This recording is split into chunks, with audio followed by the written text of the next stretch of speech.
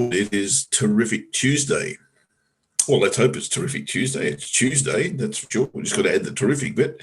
Let's hope we can do that in the course of the show. If not, set something up that pleases the appetite for pips a little bit later on. Okay, didn't trade the breakout yesterday. Let's see if that's going to be a possibility today. We've got the pound at, or just below actually, recent support. Let's see how that looks on the daily chart.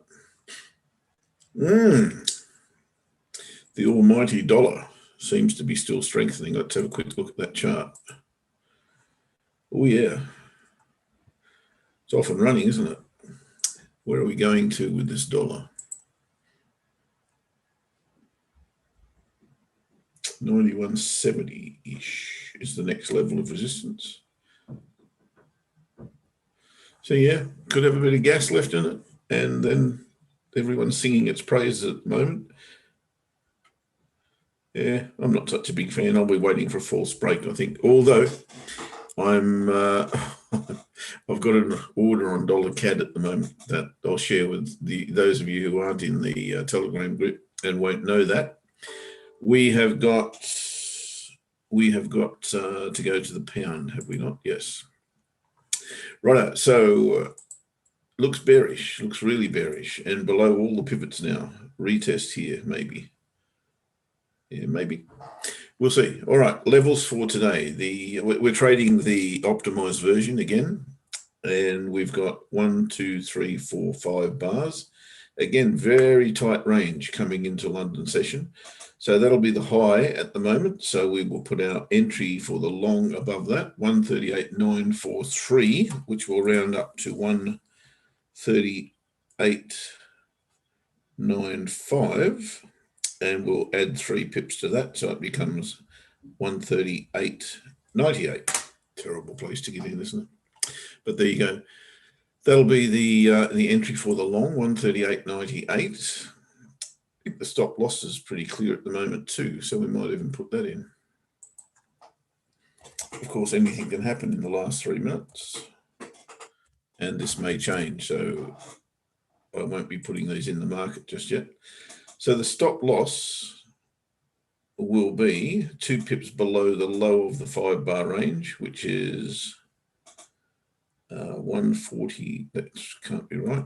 Okay, let me try this again. I hate it that this happens. Right, so the low of the range is 1.38653. We'll round that down to 1.3865. Take 2 off it because that's our strategy, and the stop loss becomes 1.3863 for the long. 1.3863. And because we're trading the range break and using the extremes, we'll just be reversing that for the sell. But we've got to wait for this candle to close before we can place the trade. So I'll put that in the market. Sorry, I'll put it on the board, but I won't put it in the market. 1.3863 will be the sell. And the stop loss, if I can get there, will be 1.3898. So it's a pretty tight range, which can be a good thing. And it can also be dangerous. All right, I'll leave those there. We will go to the buy first, and we'll go with 1.3898.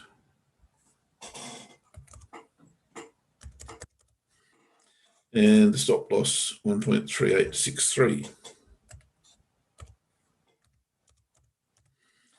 There we go. So we will await for the candle. There it is. Bang. So we can place that order. And we can place the short as well.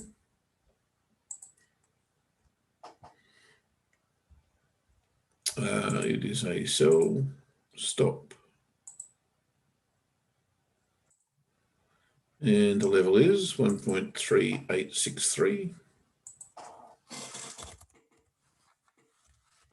Stop loss 1.3898. And we are good to go. Or as the Thunderbirds would say, spectrum is green. I think that's what they used to say anyway. All right, there are your parameters. Now, as I often say, with this particular system or this particular strategy of trading the breakout, you are often going to be trading at less than 1-to-1 reward, because we'll be taking all profit at the monthly pivot here, just simply getting out, and we'll be taking all profit at DS2 here if we go short. So the reward to risk, whilst not as bad as yesterday, is still pretty bad for the long anyway. So the risk is 35 pips and the reward is only 11. That's a little bit 1 to 3 to 1, 3 to 1 on, a little bit worse than that. The downside actually is about, no, it's a little bit better, I think. So the downside risk, of course, is still 35, but the reward is a little bit better, about half, so 1/2 to 1. So you've got to come to terms with that if you are wanting to trade this breakout using the optimized version. Using my version, you would be entering at the low of that candle. Sorry, the low, that's 3 bars, 1, 2, 3. The low of that candle, and you're putting stop loss above there.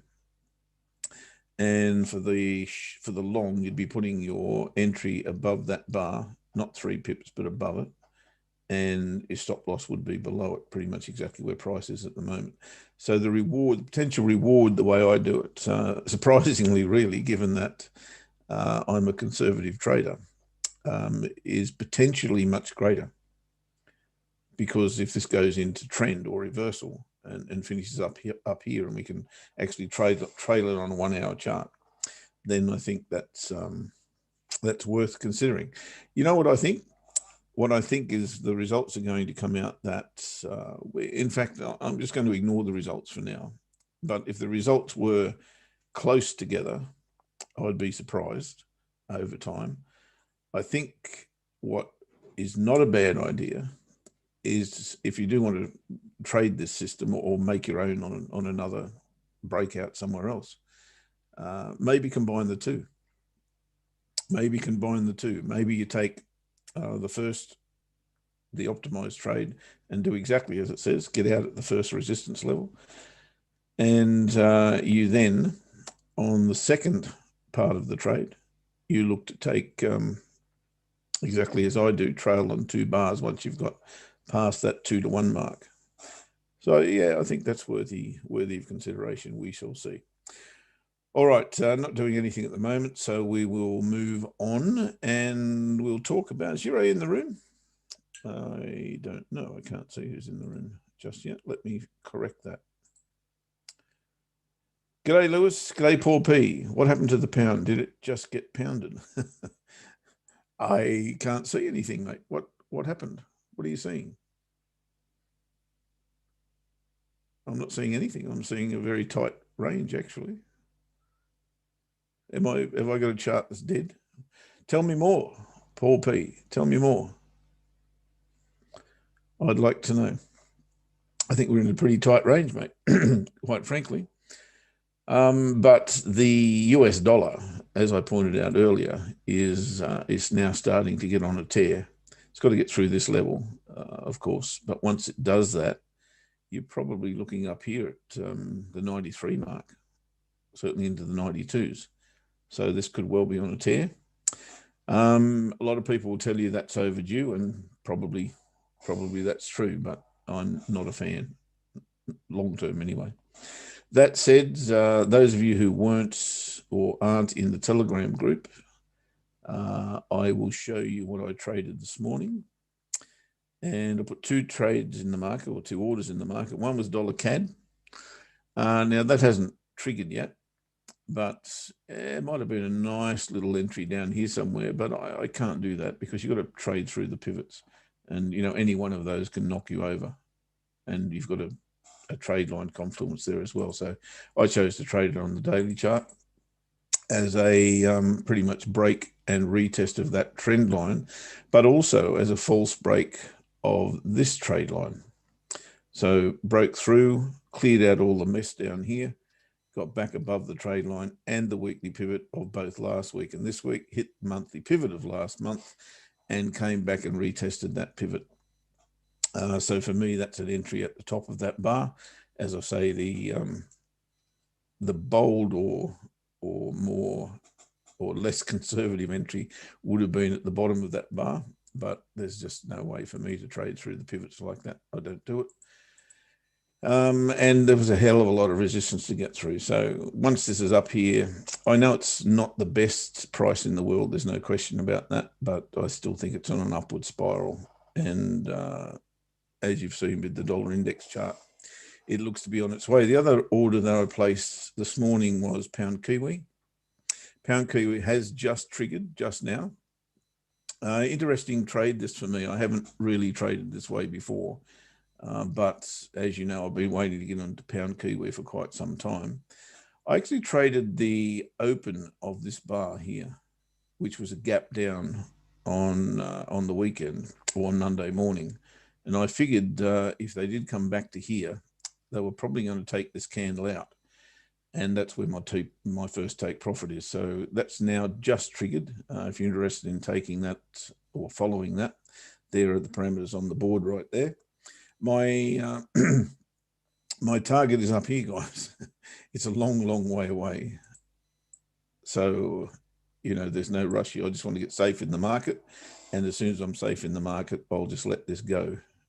And if it hits that level, which is what? 2,000 and how many pips away?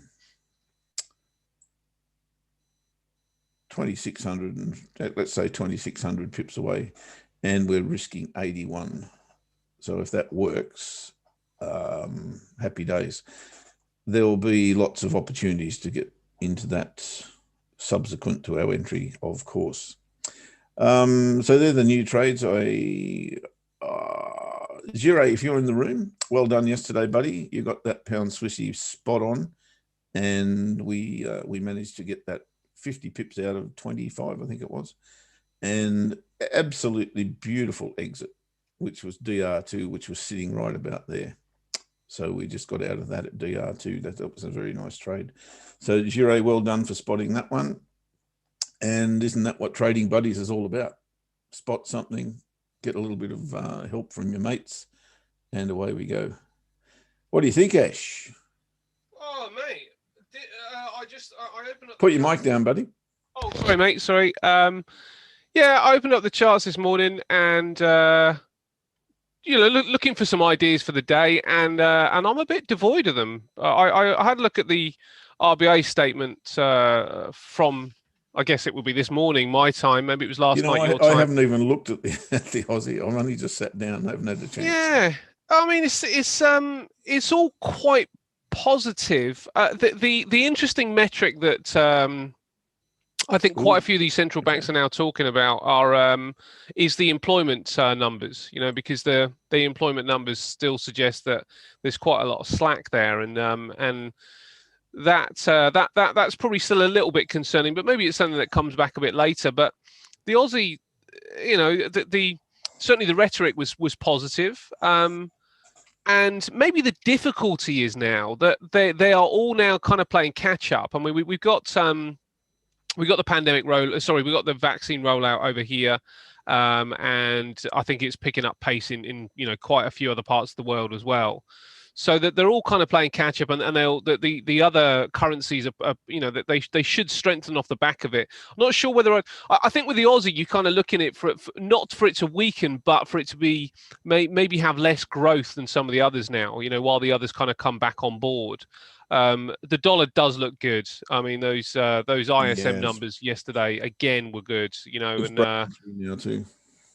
He's broken through. Yeah, it doesn't really surprise me, and it is kind of playing a bit of havoc with my gold and silver trades. But I'm going to sit those out. You know, I've got quite a bit of room to scale into those. You know, and it was always my plan to edge into those, and I will continue to do that.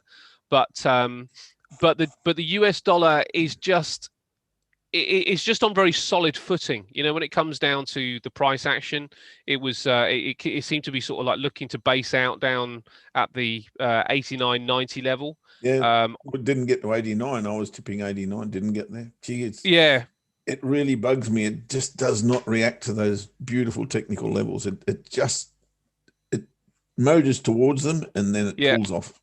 Gives me the It got close, SH1Ts. didn't it? It did get close. What have I got down as a low? Oh, I'm just having a look past my screen here. Down at 89.15 it got to. So it was close. It was close. Exactly, close. But not quite there. But and yeah, as you say, now it's breaking out, and it'd be interesting to see whether it holds at this area by the end of the week. Because if it does, then some further upside certainly looks on with the dollar, and it'll potentially push down. I think it probably will push down the Aussie dollar, because I think, as I say, the Australian dollar might well be in more of a freeze mode where the price action, did take off first, and it's almost like passing the baton to the next currency now, and also they were talking about the Aussie being in the upper end of the range, and. As you were saying, I think last week, when it comes down to the Aussie Kiwi, there's a certain price you just look for the shorts, and there's a certain price you just look for the longs. And I suspect that's probably going to be the case with the Aussie as well. With the Aussie dollar, you're probably going to start looking for the shorts in the Aussie dollar fairly soon, if not now. I was looking to play it down to here. Yep. But then I was looking to buy it again. Yes. I guess that news and you've read it, I haven't. So I guess that news hasn't done it any favors. But I'm happy to look for a lower high here based on this. Effectively, there was nothing that was negative except for the unemployment numbers. The housing market that they was talking about, that bouncing back, and it's going nuts. It's ridiculous. Yeah, and it does seem to be, maybe the world over. And I don't know that. And as I say, the only thing that you could put and commodity prices kind of like, playing into the Aussie's hand as well. And obviously they dealt with the pandemic. You guys dealt with the pandemic a lot faster than everybody else. But I suspect now with the vaccine rollout and other countries kind of coming back online, then there might be a bit of catch up, not overtaking, but a bit of catch up to be done, and that's where we might see, relatively speaking, the Australian dollar not extend its legs in the same way. So I think that going back to property, I think people are now nervous about the equities market, and perhaps they are now seeing low interest rates, and interest rates, we're talking about them going up. Well, I'm not talking about them going up, but certainly the bond rate's gone up. We'll see what follows that. I know that in Australia, the RBA is committed to no interest rate rise until 2024. I'm showing my age now. Till 2024. And I think Reserve banks around the world have probably said something, well, not quite as dramatic as that, but similar over the last 6 to 12 months. But, and I guess that's why there's property prices moving all over the place at the moment, because they are nervous about the equities market, and maybe they're just taking a fair bit of profit out of there and dumping it into property for right now. Yeah, and let's have a look at the equity market, because you're right to bring that up, mate. I'm still looking to short the equity market. I think this story of the bonds is probably a bit of a driver that we could focus on. And I'd like to focus on the Nasdaq, because the Nasdaq's the one that will potentially miss out. Have the greatest drawdown if those bond yields do continue to get too high. I think they're at 144 right now. Pretty sure I'm right on that, but you might be able to correct me on that. But I'm seeing them kind of go up really across the board. We're starting to see some of these bond yields kind of just start to creep up. The UK is starting to get a bond yield that the 10-year bond yield up to 0.85% as well. So they are starting to strengthen. These bond yields are starting to strengthen, and it will be a concern for these equity markets. And when you look at it this technically, there's no way you could go short on the Nasdaq. The Nasdaq still looks like it's got some room to go to the upside, but that bond market is concerning. You know, it will be of concern because it will diminish profits. But daily pivot in the way, monthly pivot in the way, weekly pivot in the way. You know, so then we're starting to go, or I'm starting to go, where would I want to go short? You know, where's the margin of safety that I could take in something like the Nasdaq? And you know, these bars are suggesting weakness anyway. We've got 2 months really. The start of the year have both suggested a little bit of weakness in certainly the Nasdaq in the tech equity space. The weekly is also, you know, there's no area here that you could hang your hat on. I suppose you know, I've never done kind of fib extensions. I don't use fib extensions, I should say, and I've probably even taken them off I've probably even taken them off. But it'd be interesting to know where those fib extensions are kind of suggesting that there might be some kind of turnaround. But it is leveling off a little bit here. Good morning, Lewis, by the way. Actually, good morning to a few people that we haven't seen in the room for a while, if not at all. I love the crystal chandelier. You know, there's a song about you, Crystal. Oh, the crystal. Oh, hang on, I'll get in trouble. G'day, Edmund. Hi, Gary. Anan, how are you? Helen, how was your birthday? You got a hangover? I think you probably have. Oh, I have a hangover. Shane, hello to you. Well, here's a couple of people. I'm really sorry. I'm going to completely ruin this pronunciation. Olawatian. Welcome to you. Good to see you in. You're going to get a treat today because we've got the pack. This, what's he called? Not Pac-Man, Pac-Man, the Scatman. The Scatman. Talking all things cryptos coming up in around about 20 minutes from now. Swee and Simon, how you doing? Great to see you both in as well. Sorry, mate. Oh, that's okay. Yeah. No, well, as Simon's in, Simon, are you able? Somebody informed me yesterday that your wife is Canadian. Are you able to trade? Now, what was the index? I don't know. Oh, is it the Canadian index? I can't remember what it's called now. Who was it? I think it was Jura sort of saying about it. If you are, mate, have a really good look. I can't look at this this particular stock, but if you're able to get any exposure to the Canadian market, have a good look at Newfound Gold. I think it's a really interesting company. I can trade McEwen, which I also quite like, but Newfound just sounded like a, you know, what I was reading. It sounded like a really interesting company. So have a look at them, Si. If you're able to trade the Canadian stock market, if you got a way in, I just said I can't do it. It's got to be some of those companies I can trade, but the really small ones, I think it's on something like the VRX or something. There's a 3-letter index over in Canada, and maybe it's similar to the FTSE AIM stocks or something like that. But yeah, if you can have a look at those, then have a good look at Newfound Gold. I still think that the gold space is the story, but you know, let's look at gold because gold has been beaten up as well, and this is where things become a little bit tenuous with the trade that I've got on with gold. I think that there's probably a little bit more downside, and then a decent area of support. Around about looks somewhere around about here. It's not too far away, and the reason I think it probably is there's another little level here as well. There's a channel coming in here with gold, so looks like the sweet spot is around about the 1680 1675 level. Let's just make sure that this channel is pretty tight. It's pretty good. Yeah, so it's not too bad. It's not bad, and it might even be the closing highs instead. It's probably there, isn't it? More likely, we got a couple of touches there. So there's a little bit of confluence there. I'm not sure whether if we pull up our fib, whether that's going to also kind of be in agreement with that spot. A little bit, you know, depending on where you pull that fib from, probably.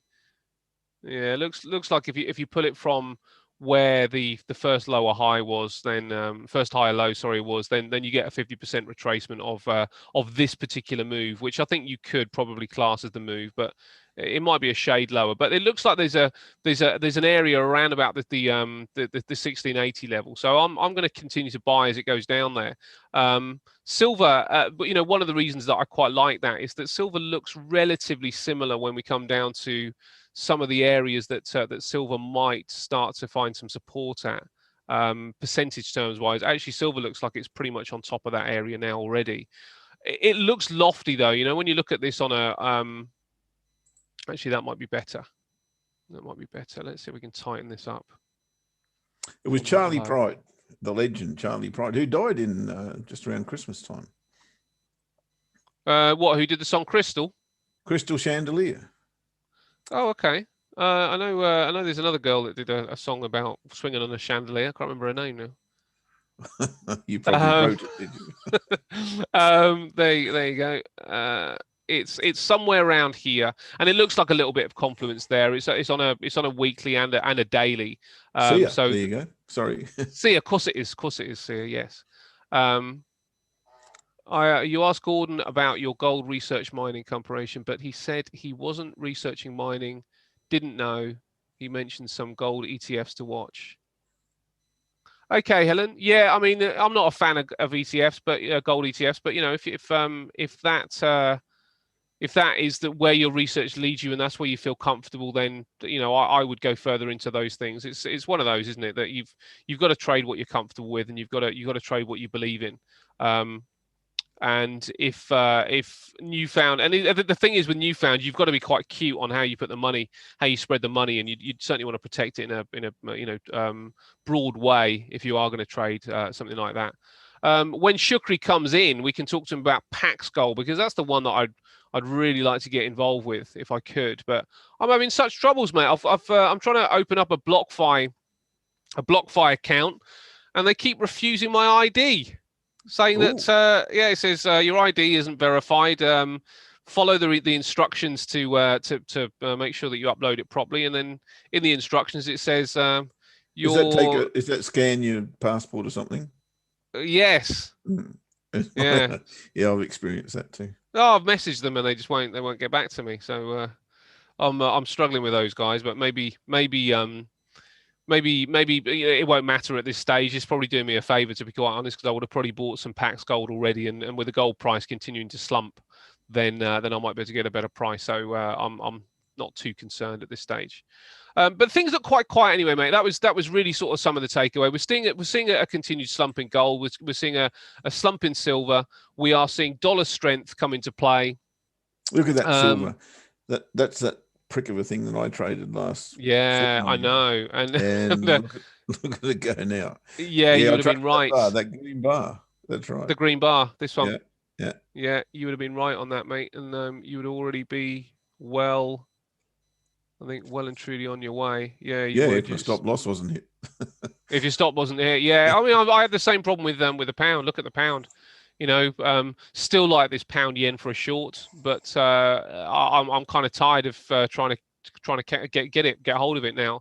I got stopped out here. I think I'd stopped up this point here. I got stopped out over the weekend or on Monday, and I'm sick of it. But I still believe in it. You know, I still really like this trade. Really good clean trend line break. What I like about this is that there is a double pattern. I mean, it's kind of been missed now. It's just a few pips too shallow with my stop loss. But that's look at that trend line and the head and shoulders, and this is the best way to trade the head and shoulders. It's the cleanest entry that you ever get is when it is also a lower high off a trend line. So there's lots in this area to kind of to use. But as I say, I was just a little bit too low with the stop loss, and it started its movement. I'm not saying that it's going from this particular level, but at least I would have potentially made my trade safe by now. And I still like it. I still like the price action movement to the downside with the pound yen. I think the yen is fairly stable. We were talking about other countries and other currencies kind of playing catch up, and I think the yen is probably just about doing that now. The pound maybe, but again, a little bit like the Aussie, maybe some of the furore around it might just start to level off. So it's not that it's going to shrink; it's more the fact the expansion may not be quite as extended and as aggressive. So we see the others kind of play catch up. So I still like some pound weakness in the market, but it's a quiet day, mate. Not a day to be putting on anything short term. I would have thought. I think that if you want to make some decisions on the long term, you might get some of the price points, and it'd be well worth trading those. But it's very quiet. I mean, it's practically zero when it comes down to volatility. VIX is also, it has also dropped off quite significantly over the last day or so. So I am looking at Nasdaq short. I'm looking at gold and silver long again. It's maybe a little bit lower. I'm looking at pound weakness. FTSE I'm a bit non-committal on. I like the Nasdaq more than the FTSE to play. But I doubt I'm going to take anything today. Okay. I've got a few things to look at before we go to Shukri. Are you okay with that? Of course, mate. Yeah. ADA latching.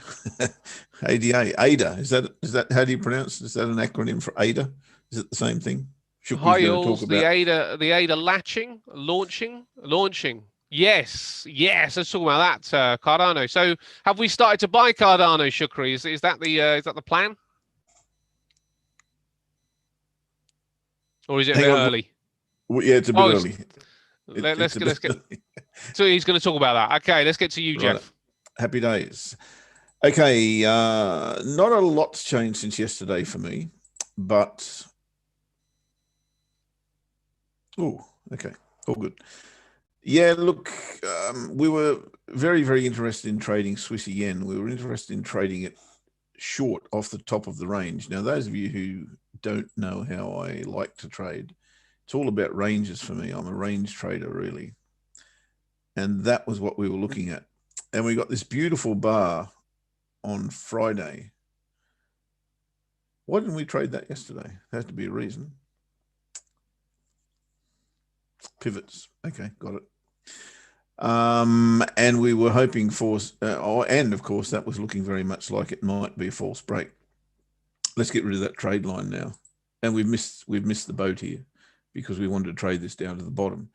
Now, I'm of the opinion that this could actually reverse. So I'm looking very, very closely at this level. If it breaks and we get a retest here, I think I'm happy to go short Swissy yen. However, being the range trader that I am, I'll certainly be watching price when it does get to this level. Give me the SH1Ts, looking at that candle and wondering why we aren't trading. Probably a bit big as well. It's not a great reward to risk, to be honest. And no doubt I spoke about that yesterday or the day before. Thursday? No, it would have been too early because the candle wasn't there. Must have been yesterday. So I'm waiting to see what happens here. And as always, when you've got a range, it's all about break or bounce or break. And that's what I'm looking to trade here. If it breaks and gives me a retest, I look to trade it short. If it breaks, then comes back inside the range, I'm looking to trade it long. It's a very simple formula. So Swissy yen is on my radar, having already missed that move to the downside. Pound Aussie. Now, pound Aussie, for exactly the same reason, we're looking to trade this back to the top of the range. Now, this one's interesting, and we speak about inside bars and key reversal bars all the while. This was a key reversal bar right here. Was that on Thursday? Yeah, that was Thursday's bar. Well, I'm going to have to start trading white bars by the look of this, but it's against my religion. Anyway, what we got there was a very clear higher low. Well, now it's a clear higher low. But, when you see these rejection bars, if that had a black body, then I'm all over that. But it didn't, so I'm not or wasn't. And you've also got to take into consideration that there's a resistance level dead ahead. So I would have been definitely looking to take profit there had that been the case. It wasn't, and I didn't, but the case still remains. We've got a double bottom here. We come back inside the range, put in a higher high, put in a higher low, now another higher high. Really what I'm looking for is another higher low here with a candle that does suit me. Something that looks like maybe that bar there. If that was sitting here, particularly at this level, that level right there, around about 178.30-ish, if we could come down to there, then give me a bar that looks something like that, or like that, happy days. Then I'd be looking to trade that long, and there's obvious targets here. Now, then I'd be looking to turn it around and play the bigger picture, which is, well, actually, no, the bigger picture is not clear yet. We've got to get back up to here, I suppose, but we've already got back up to there and retested that. So we're just in that consolidation phase. I'm really not sure what happens after that. We'll again look for the break and retest, or break back inside, trade at the bottom, etc., etc. So on pound Aussie, just want to trade the range really at the end of the day. Pound Kiwi, we've spoken about that. We are now in a trade on pound Kiwi. They are the levels. This may well be early. There's no question about that. But I do feel that we've got a reason to take this double bottom, higher, high, higher, low, higher, high, higher, low. Terrible entry level, I've got to say that. But there you go. I'm still willing to take it because of the close above pretty much where price action is now. So if you look at it this way, the double bottom, the potential W, let me go wider so you can see that more clearly. There's the double bottom. There's your neckline of the double bottom, if you like. And we've broken it and retested it with a big rejection bar. That's why I'm willing to go in at that level. Any other reason, probably not, because it's at a bad price, but I think that's a reasonable position to take. If it fails, it fails. That's pound Kiwi. Aussie Kiwi, we've spoken about to a degree. I would even be looking to scalp this, if we got to DR2 area, which of course is a form of resistance level. Through there, it's not that strong, but it's there. If we were to get to here at DR2, and we got a nice candle to trade, like a white-bodied, something like that. No, not really, not that fussed. Something like that would be good. Something like that would be good. If we got that candle sitting there, then I'm short. But I'm not convinced that we're going beyond this level here. So if we can get in around about the 107.50 mark or something like that, trade it down to 105.50, then I'd be happy. That's Aussie Kiwi. Kiwi CAD. That was a buy last week. We cancelled that order, so that shouldn't be there. Never even got close. Don't think I want to know about that at the moment. Kiwi CAD, I'm not sure why it's still there. Pound, consolidating, as I said, not doing anything. Oh my goodness, we're so close to TP1 on EuroCAD. EuroCAD, for those of you who haven't been with us for the duration, we got into this, I think, on the 14th of January. We've been in this trade since then. We're in positive swap territory, which is good. If we're still in it this time next year, I'd be okay because we're making money. But we're now, 20 pips from TP1, which is just here. It's tantalizingly below us. And I'm going to say this. If we don't get TP1 today, and I do see a double bottom forming here, we want to get safe in the market now. It's been hanging around here for a long, long time. We've been in the market for, as I said, nearly January we got into it. So nearly 2 months we've been in this trade. It's time to take some profit if we don't hit TP1. So I will do that. Where the stop loss will go, I'm not too sure yet, but we'll cover that one when it comes. And we've spoken about Aussie Kiwi more than once. So that's kind of where I'm at. We've spoken about dollar CAD. Yep, I'm up to date. Those two orders, one's trading now. Dollar CAD, we're waiting on that to go through the highs of the daily chart. And I haven't got anything else for you at the moment. I see Gire's back in the room. Congratulations, mate. Great pickup yesterday on the pound Swissy, and we did trade that. We got out at DR2, as I said, which was pretty much bang on there, and the rest is still going. There may be another way to get into that. I'm not sure. I'm not that keen, to be honest, but we'll see how that pans out. And as I said at the start, that's the really good thing about trading buddies. If you can, compare notes and get it right, then that's entirely what the show is all about. And hopefully that will continue to be the case. We are at Scatman time. Mate, just before we do that, just 60 seconds. I really do want to hear from Shukri, but just a quick 60-second thing on gold, just because I've just spotted one thing. 1680 is definitely the price, and I'll show you why. Here we go. So we've got, let's reduce that down. We got the channel here. We got the lower trend line here. Now, the thing about this lower trend line is, because that's where the trend has started from, because that's our trend line. We've got the two touches there. That's why we are going to pull our fib from that point, and that point to that point leads us into a 50% retracement at what, 1670 on this, actually. So 1670, between 1670 and 1680, lots of confluence around there. There might even be some more when you look at these levels here. Look at that lovely horizontal level as well. So can't make a better case for 1670, 1680 than that. 4 levels that I've got without even looking at any others that suggest that particular level. So let's go over to Shukri, but sorry, mate. Yeah, just before we do, and Shukri, I'm sorry, mate, but I'll just very, very quickly show Helen what she wants to see.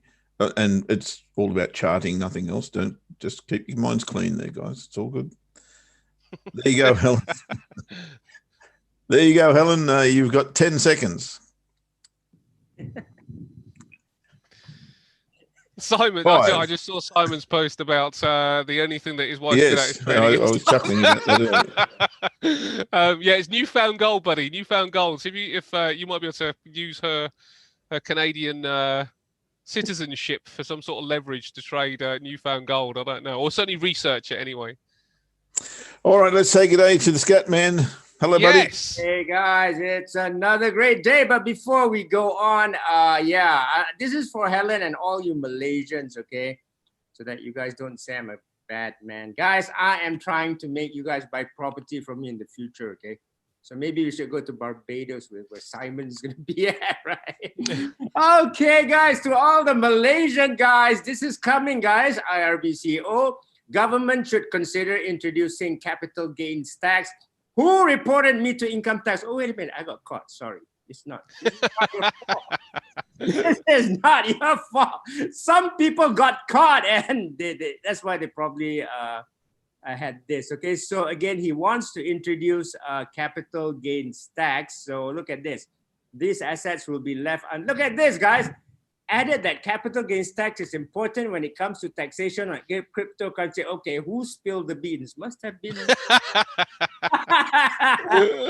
I gotta get out because I'm gonna be the most hated man in Malaysia. Okay, so yeah, I did send the link. So guys, here it is. But no fear, guys.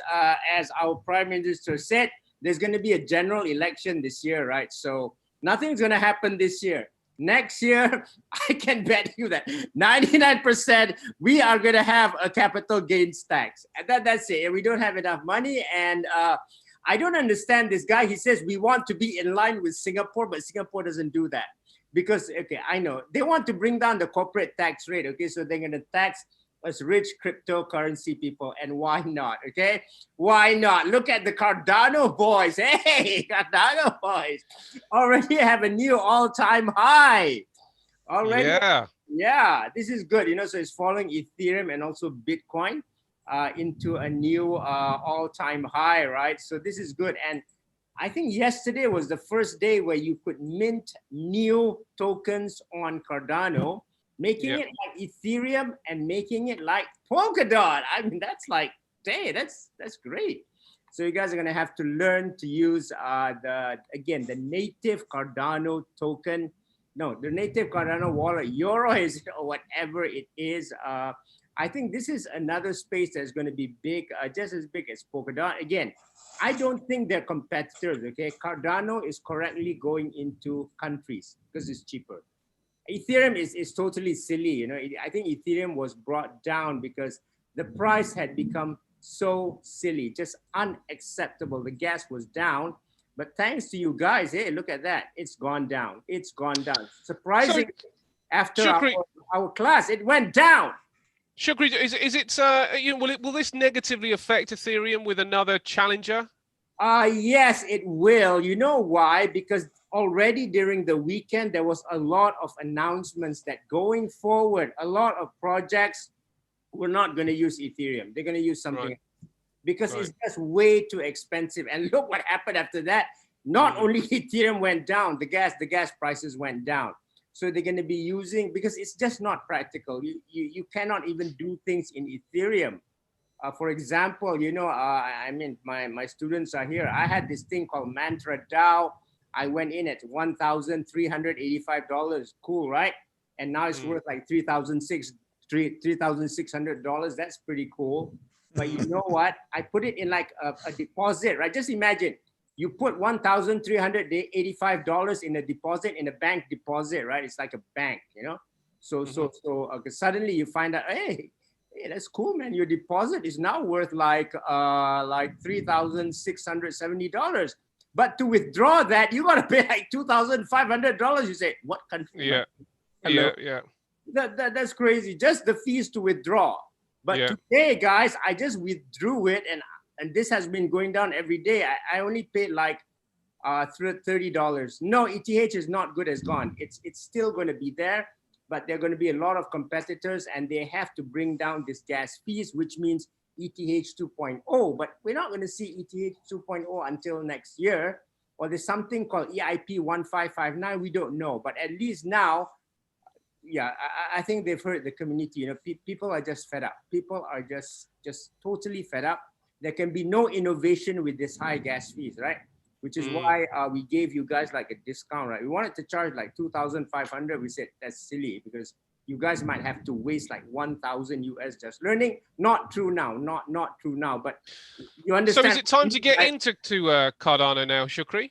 Yeah, it is. I think it is. But I have a different way of doing things. This is how I would do it because you guys are buying at the high now. For me, it doesn't matter if I even going to buy at the high. So I'm not going to do anything at this high. I like to buy low, but do I buy at this high? Only if Cardano is this, right? Only if Cardano is launching a token on Cardano, then I do it. Right. Okay?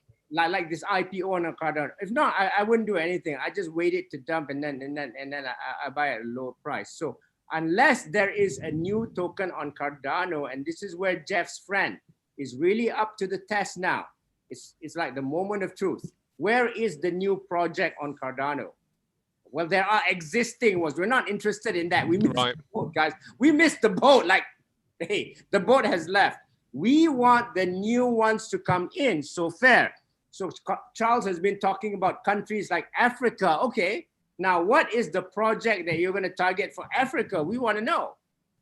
And once we know that, it doesn't matter where you buy Cardano, really. In fact, you can buy it at the high, you can buy it at the low. It really doesn't matter because when you are launching a new token, you get multiples of whatever the price of Cardano is. But now I see nothing. But yeah, it is like very exciting. If you have it, you just keep it. I wouldn't sell it. I wouldn't sell it.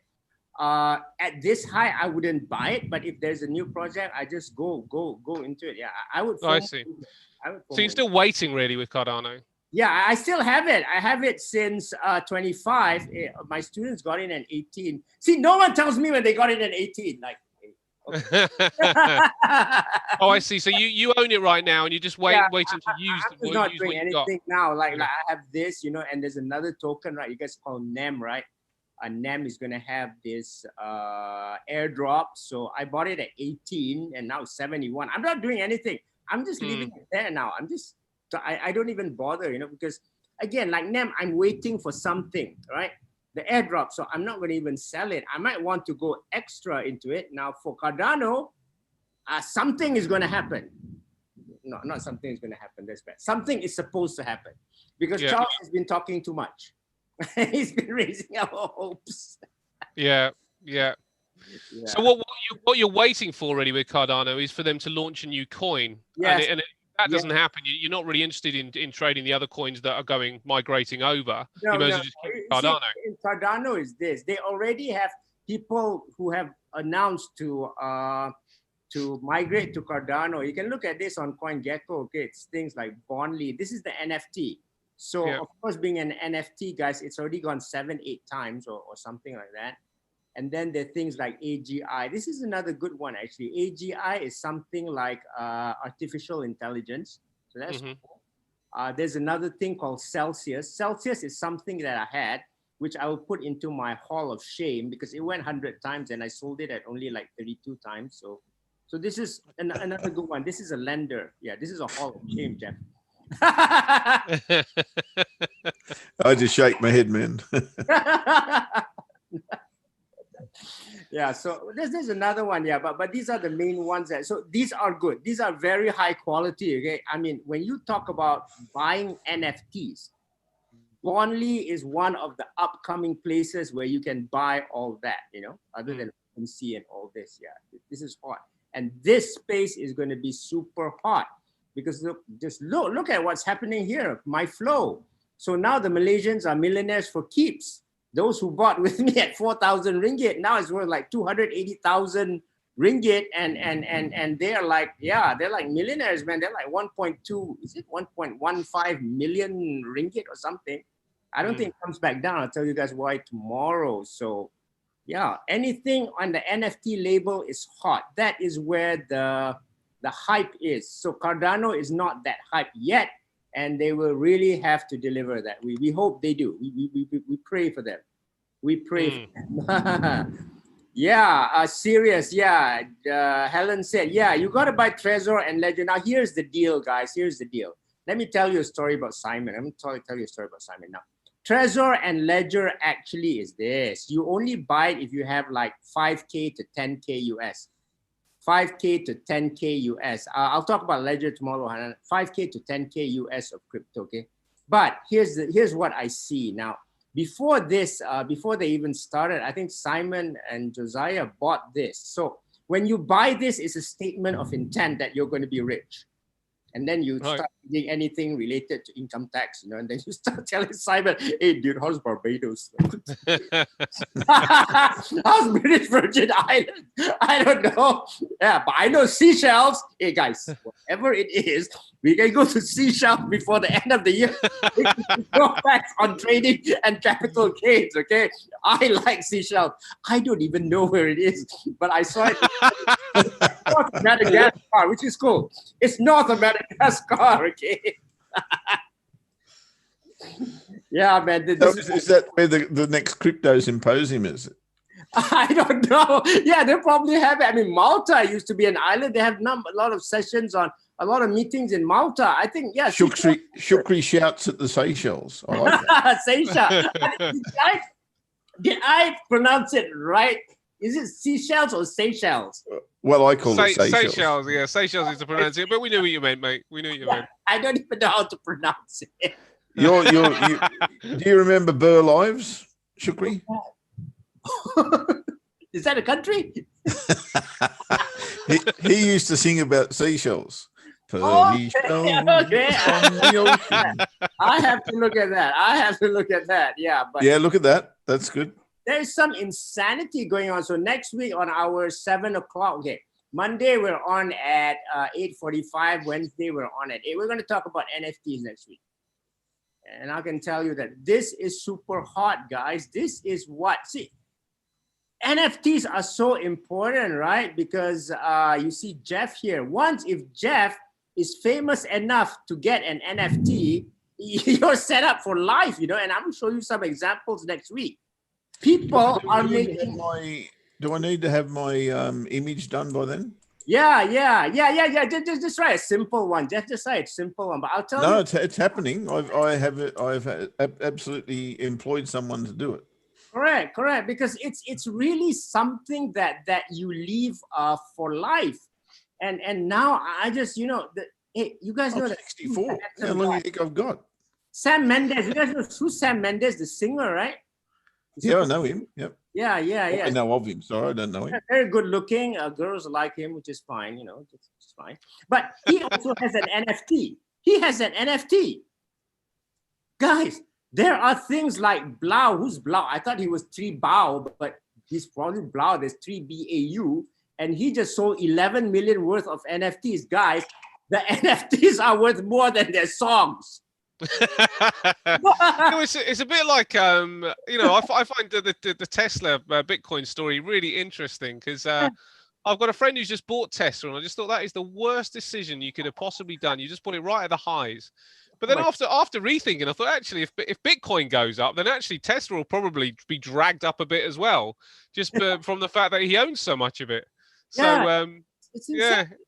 There's just insanity here, guys. There's just insanity here. Well, yeah, how things are linking back to cryptocurrencies, and if a cryptocurrency goes up, then actually your personal stock in a way is going to follow it. It is insanity when it's not even linked. It is. There is a linkage now. And today, Elon, you want to see what Elon tweeted today? Okay, I want to show you what Elon tweeted today. I don't know what he's doing, man. Look at this, okay? I mean, his favorite coin is like Doji, right? So let's see this. This is totally insane. Yeah, we're relocating, Helen. I mean, we wish you. I'm going nowhere, Helen. I can promise you. Hey, Australia is friendly. Yeah, Australia is friendly. Asia is not going to be friendly. Tasmania is even friendlier. Tasmania, you see? Maybe we should all go to Tasmania, man. or Seychelles or whatever it is. I'll get it right. I think if I want to go there, I can at least get the pronunciation right, okay? You're on it now, mate. You're on it. All right, look at this. Doge Meme Shield, because the price of Doge has been going down. So he's saying that don't worry, hodl it. Oh yeah. And he's okay, and he's tweeting this, and man, he doesn't care if he even gets into trouble with the Securities Commission, right? This is he doesn't care anymore. So look at this, green eggs and SPAC and all of that, Starship to the moon. So everything is now in his thing, in his videos is this is an NFT. So Elon has even gotten into the game, tweeting about an NFT, tweeting about this, tweeting about Tesla, and that's the real world that we live in. So it's a very confusing world. It is, mate. I mean, do you know what? It's I think the fact that you've just said that is quite poignant, because it is just coin upon coin upon coin upon story upon layer, and it's just where we start with kind of Bitcoin and Ethereum and maybe XRP or and a few others. This crypto space has just blown up, hasn't it? And it has. I think that the thing that is also potentially confusing is that what you're doing, and a lot of the things that you talk about make money, but it's not to be taken lightly, is it? I mean, there are so many ways to lose money, but probably more ways to lose money, right? Yes. Let me tell you that this period from March to December is where the dumb money comes in. The unsophisticated people come in. They hear about things, they just want to come in. And from this has happened before, okay? From January 2022 to about July 2022, the dumb money thinks they're very smart. And so they just buy things like silly things. And that is when I can tell you the smart money is going to get out. Now, here's the thing, guys. Here's the thing. Michael Saylor just raised an offering of Bitcoin. He has 1 billion to spend. He hasn't spent it yet. So the smart money is still coming in. Grayscale has just started this fund, right? Containing ADA, Polkadot, Aave, and all these coins, which is the altcoins. They won't want to push it now, but let me tell you, but around here, December, July next year, they will want to sell it, because I think they have a job to actually make money. And I think that what you would see slowly as we build up here is the frenzy of the media. Really, the media is going to play this up. Now, this has been a stealth rally. Not many people know about this, okay? Not yet, but soon. Okay, when the grandma to Ash's neighbor knows, you know that. Okay, that's the time, guys. Seriously, that's the time you just better get out. Okay, but we're gonna see the media play this hype. The retail investor is not there yet. It has been a fest with institutionals, which is why when we go down, it keeps going up. When we go down, it keeps going up. Yeah. When it keeps going up. So is this time to sit on the sidelines, Shukri, and just start to kind of hoard some cash and? Yeah, March and March is basically low. But again, you know, there's always some funny sectors that move outside of this seasonals because, and this is NFTs because guys, NFTs is not cryptos, right? They are represented in crypto, but technically they're not. So NFTs like are on a wild bull run. You know, right. You cannot say that NFT is a seasonal. You don't even know the seasonal for NFTs. Yeah, look at what does that actually mean? Non-fungible tokens. Okay, let me tell you what non-fungible tokens is. Okay, let's just have an example here. Jeff, what album do you have? The old album of the song, Queen or what? Or Marty. That's exactly right. El Paso, it's called. El Paso. Marty Robbins. El Paso album, right? Yep. Now, and everybody else has an El Paso album, right? But it's rare. No, nobody else in the world has got that album. Yes. There's only 3 copies left. You are the only one that... See, when you sell this thing, there's many, right? But as time goes on, in the physical world, there's still physical copies. But say in the digital world, I can say this is El Paso 1. This is El Paso 2. This is El Paso 3. What if there are only 3 albums of El Paso? I mint it in the beginning. You don't have to wait 30 years to realize value. There's only 3. And I say, if you want this El Paso, you have to bid for it. And that's when it goes up because somebody now has only 3 and he can flip it. He can flip it over, you know, and that's what's happening. I mean, Lindsay Lohan, what was that crazy number? It's like, you know, somebody bought her for like 17K something and then sold it for 30K. I don't have the numbers, but it's something like that. It's even crazier than cryptos, not the crypto, not the tokens, not the cryptocurrencies of the NFTs. I'm talking about the NFTs themselves. So how is that different to an online marketplace? No, it's different because online market, everyone has the video. Like say that, I don't know. Okay, let's go to basketball because Flo does this because this is the hottest thing ever. Okay, just you guys know basketball, right? Just say you could catch that video of where Jordan scores his 1,000 basket. Yeah.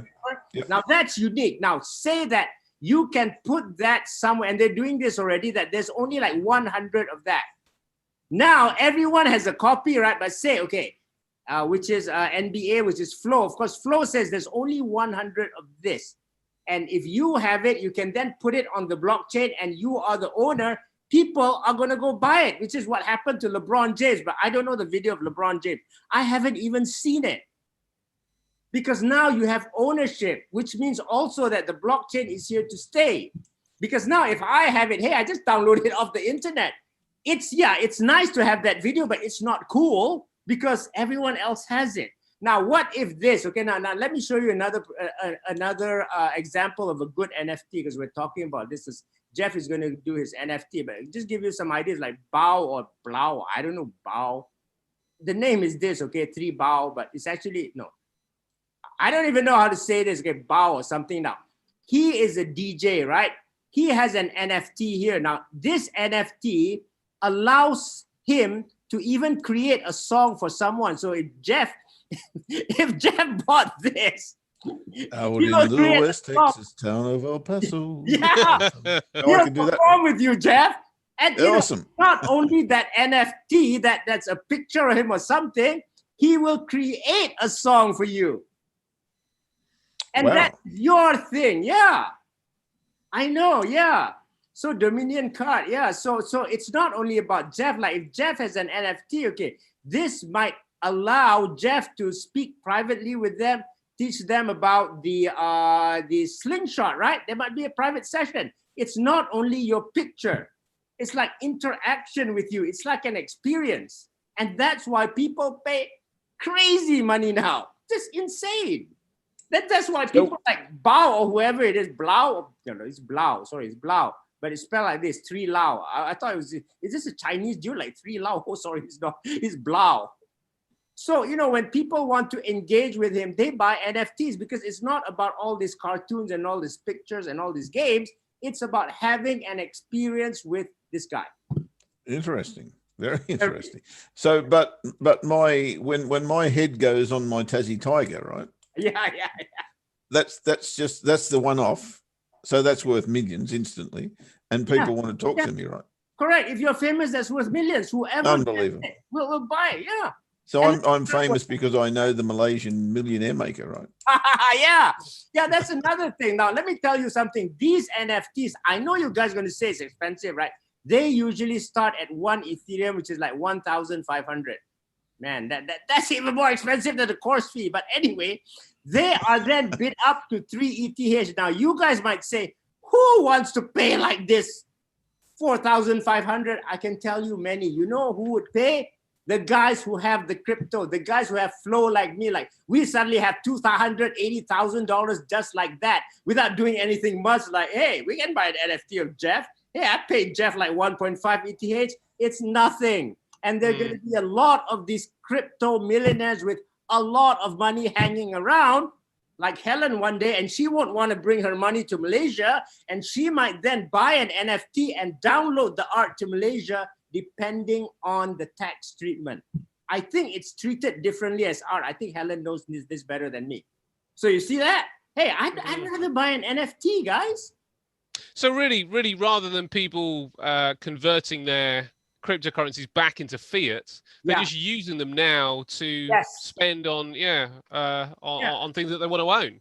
Yeah, I know. It does become its own, completely its own universe outside of own thing. It's not even a cryptocurrency. It's not USDT. Now I just told you about Blau. Now, Ash, you can even buy land. There's something land, guys. If you talk to a crypto guy and say you want to buy land, you have to be specific, because there's something called the sandbox. And one of my students bought this, man. He spent a lot of money. It is land on the virtual space. And this guy, guys, when they had an auction for this, it was finished within 1 minute. That's it. Wow. And you know who buys on this land? Even Atari is there, of all people. Really? So what, and they actually get physical land? No. It's on the blockchain. It's not real. It's a not label. even real. Goodness me. Crazy, right? But that's yes, crazy. You got it. That's just, it blows my mind. I know. I'm just going to watch you guys, I think. Too much for me. It's absolutely too much for me. Yeah, but that's why we're going to talk about this, okay? But if I had the time, I'd be in your show every Monday and every Wednesday, and you're doing another one on Saturday. Yeah. But this is the thing, guys. Now, this is the thing. Let me warn you guys, right? Because of this, you suddenly have the excitement, right? I'm sure my name will be dropped one day in a scam, okay? Because you hear that Shukri made a lot of money on this. Suddenly, you want to come in and you have no idea, and you will be scammed. Guaranteed. Yeah. I can tell you. You go into this, and this is why when the normal people come in, they will get scammed 90% of the time. Well, this is what I mean, maybe, because the way you talk is very positive, and it's because you talk as a professional, and you make it sound easy because of your knowledge. But actually, this stuff isn't as easy as people probably are getting the impression of, and they do need to be careful. So, I think that's quite right. That there is, the more this world opens up, the more I suppose some really kind of dirty people are going to be involved in it, and they'll be quite happy to take your money and give you nothing. So look, nothing's changed. It's just a different face. Go back a few years, Ash. We have been involved in an industry that's had a dreadful name. Going back a few years, because anything that's a financial product, and people start to teach about it, right? Or teach what they do. And I can't remember what's the saying about those who can do and those who can't, or whatever it is. Teach. Those who can't teach. Something like that, right? And we've been fighting that for years. But, trying to be transparent through all of that mess, and all of those people who want to just grab your money and give you nothing for it. That's exactly what you're talking about at the moment. So it's not new. It's just a different face at the moment. Yes, it is. I'm really sorry, guys. I've got to run. You're going to fly. Yes. Fascinating as always, Shukri. Thanks so much, buddy. Thanks. I will see you guys tomorrow. Thanks, Jeff. See you in the morning, buddy. All right, mate. Catch ya. See you later, guys. Bye-bye. Shukri, are you done, buddy? Yeah, I'm done. But talking about the scam, and let me tell you an example of scam, right? Like, Yep. talking about Jeff's NFT, right? So Jeff becomes famous. I could sell an NFT of Jeff also, right? But because you don't know, I could sell a fake one because the real one has his own address. You can't fake it. But you don't know that. You know why you don't know that? Let me tell you why most people don't know that. It's so difficult. Can you do it for me? Okay, I'll be your broker to buy Jeff's NFT. And I'm going to make a lot of money doing that, guys, because nobody knows. I'm just going to fake it. That's it. When you say address, you mean IP address? Yes, there is an address on the blockchain of your NFT that it means that NFT is really yours. But I can always fake it, right? And it's written, everybody knows. So I, that hold the original one, can mint fake copies and nobody would know. I just put it on the blockchain too. And it's because people don't bother checking. People say it's hard. You remember, there's things that are going up and people want to get in. I want to get in now before it doubles. Of course, the scammers will say it's going to double tomorrow. Yep, all that. So, nobody has time to learn. So, okay. Man, that takes me back to my opal mining days when I had to pay for a hole to be drilled in the ground so I could get instantly on opal, right, according to this guy. And all I needed to do was spend $1,500 on drilling a hole. And as soon as we got to the bottom, he didn't need me anymore. Isn't that funny? That's the same thing. So I started selling shovels, Shukri, right? Oh, yeah, that's better, right? That's better. Yeah. That works every time. Yeah, guys, if you want to know about NFTs and this crazy thing that's coming, I think it's in mining economics. It's the same thing. It's the same thing. There's nothing new. There's never anything new. Sorry, mate, I missed that last bit. A few will get rich, but they'll be very rich. Yeah, that's true. Righto. Thanks, mate. Yep. You're back on tomorrow at 8 o'clock. Yes, I am. And those who haven't joined and want to know how to open wallets and things, there's another lesson on Saturday. Is that right? Yeah, on Saturday. Well, we go slower because of the gas prices have crashed. When gas prices have crashed, we can do more deeper stuff. We can go deeper now. Yep. Cool. All right, buddy. Thank you so much. Really appreciate it as always. Jiray, I don't know if you were in the room when I was singing your praises earlier about Pound Swissy, but we'll have a look at that in just a tick as well. No, not a grave digger, Helen. It's all about mining for opal, right? Black opal. Google Lightning Ridge, Australia. I was the mayor of that. No, I wasn't. Just kidding. But I spent many years. I spent 12 years there. It's where I met my current wife, and we had a wonderful time. Right, H4. We want to have a look at Jiray, who's the master of Pound Swissy at the moment, right? Because we traded this yesterday, and Jiray saw the breakout. He saw the retests, and we did trade. We traded that bar there, I think, is the one we traded. And DR2 was sitting right there. We got out at that exact level. So what happens now? H4, you're telling me. Okay. Let's have a look at H4. I need to read more. Oh, H1 showing false bull breakout and thus a potential short. Is there a third touch of trade on for short? It looks more like a false bull break on H4. Yeah, look, at the moment it does. One thing we have to take into consideration is what's happening with the pivots. And the pivots are telling me right now that they aren't short either, but the daily pivot and the weekly pivot are having a little bit of a tay-to-tay.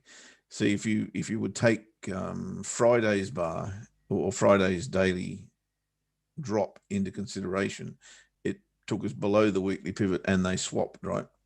So monthly, weekly, looking long, as you would expect, looking at the daily chart.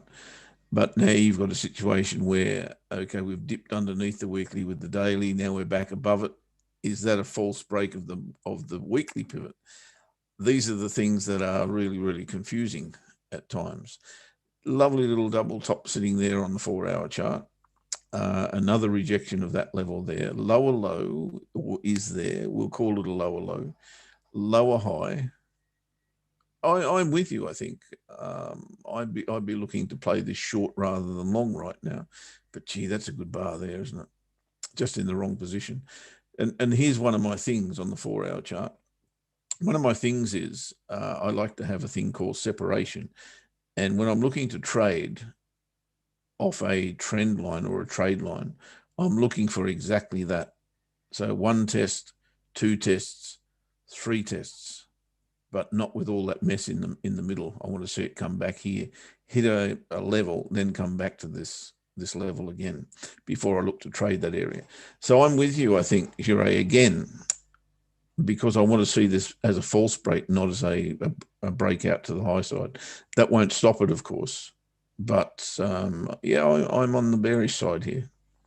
I'd love to see that come back underneath these pivots and retest that confluence area. I think you've got a short on your hands then, very, very much so. Taking profit once again at an obvious place, which is around about this level here. So I'm with you, buddy. I reckon you're on the money there. It's not going to be easy though, because this could go up here before it comes down here. Little tough, not that easy. What are we looking for, guys? We're looking for Aussie Kiwi scalp trade. I don't scalp, right? But if I was going to be a scalper, then here's exactly where I'd want to scalp. I'd want to trade this back to the weekly pivot. I really would. And if I get the opportunity to trade that, I will, but not as a scalp. Scalp meaning that I just enter the market now and look for it to go down to here. I always want confirmation of some kind.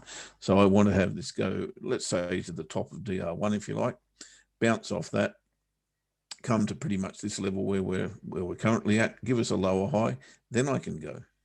Because that gives me the confirmation that they don't want to, the price or the market or the buyers don't want to go back here if I get that lower high. That's the key for me. So yes, I can gamble here and go, okay, I think this is going to the weekly pivot, let's go. Or unsure of the direction, which currently I am. You can see we're absolutely in the middle of the range and we're looking for a lower high to trade this short right down to the bottom. But is it right now? I don't know. Can't answer that question. What I can do is put a level on my chart, which is that red line, but maybe that's the level there. Maybe WR1's the level. You know, there's nothing super concrete here that suggests that that level is absolutely locked in for a resistance level.